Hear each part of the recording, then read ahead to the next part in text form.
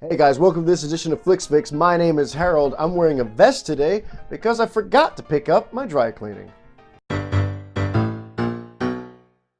It's time for movie and TV news. Flix Fix with Harold the Film Geek. Alright, so now what we're going to be talking about in this episode is actually Arrested Development. Not the entire Arrested Development series, but Season 4. For those of you who do not know, Netflix actually had Arrested Development Season 4 come out this Sunday. I watched every single episode, and I'm not going to give you a episode-by-episode review. What I'm going to do is just give you a high-level glossing over the show. Firstly, a lot of people said that the new season sucks. There's a lot of people who give it a big thumbs down because of the fact they didn't like different aspects of the show. I'll get into that in a little bit.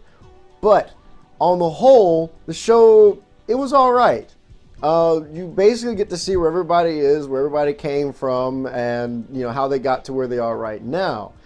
But here's the thing, in spite of what a lot of the reviews are saying, they've already been optioned for a season 5, and Netflix says that this is more proof to them that they need to make more original content.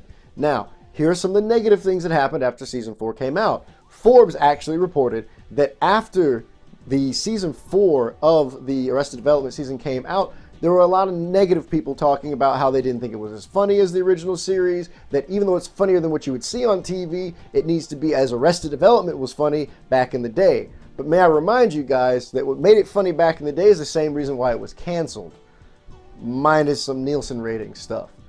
But in the end, people more or less gave it thumbs down. The reason why? Well, the episode. And if you've seen all of them, you know what I mean when I say this. It really is just one episode, but it's told from everybody's perspective.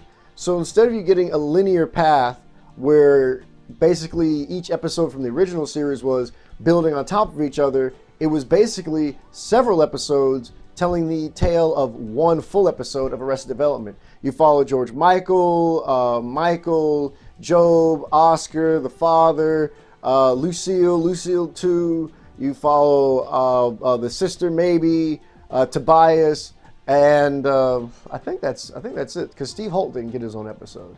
But in the end, each one of them tells a little bit of the story. Now, if you plan on watching season 4, if you don't have Netflix, you end up getting it. If you plan on watching season 4, I suggest you watch it in 4 episode blocks, which is about 2 hours long. The reason is that there are so many scenes from the very first one with Michael's first episode. You'll see a bunch of scenes intersecting, not knowing what is going on. But as you watch the other episodes, you start piecing together what's going on. Because when I finally got to the very last episode, I'm like, oh, okay, cool. Because I saw it all in the course of like 2 or 3 days. But in that time frame, I was like, okay, everything makes sense now I got to the end. But if you didn't get to the end, it just seems like a bunch of nonsensical, non-connecting storylines. But they really all do come together. Now, I give Ron Howard a lot of credit because this was not an easy thing to pull off. To have so many different perspectives coming together as one and converging into one really long episode is crazy. But he was able to pull it off. I don't think this is as funny as the original series, but I do think it's good. There are a couple things that I didn't think there's a couple things they didn't do as far as telltale jokes they always do. They did the beans joke. They talked about how, Sitwell has alopecia, Lucille 2, has vertigo or whatever, can't stand up or whatever. So all those things were in there, but they didn't do the chicken dance. I didn't see Job do the chicken dance or the lighter fluid thing. So there's a couple of jokes. The banana stand wasn't even in the entire thing. All right, the entire show had no banana stand in it. But the new series is full of cameos. There's cameos from people whose shows have been canceled. There's people from The Office in it, people from the outsourced TV show in it, people from Workaholics are in it. So it's very funny to see how the comedy people who are funny in the comedy sphere actually made cameos into the show saying, hey, look, this is still funny stuff because we're in it as well. So I think it was really good. Would I watch it again like I watch all the other Arrested Development episodes? As you've seen in previous episodes, I said that I watch at least the entire series once a year. Yes, I would. But I can't wait to see what Season 5 has to hold. And according to IMDb, there's still going to be an Arrested Development movie.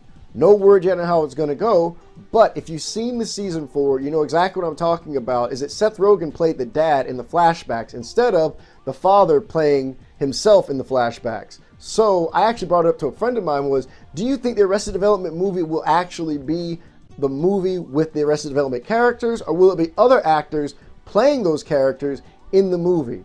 I don't know. It's just crazy enough to work or not work. In the end, guys, my name's Harold. Thank you for tuning into this edition of Flix Fix, Arrested Development version. And, as I end every episode, if I don't talk to you soon, well, I guess I'm just going to have to talk to you later. Bye now.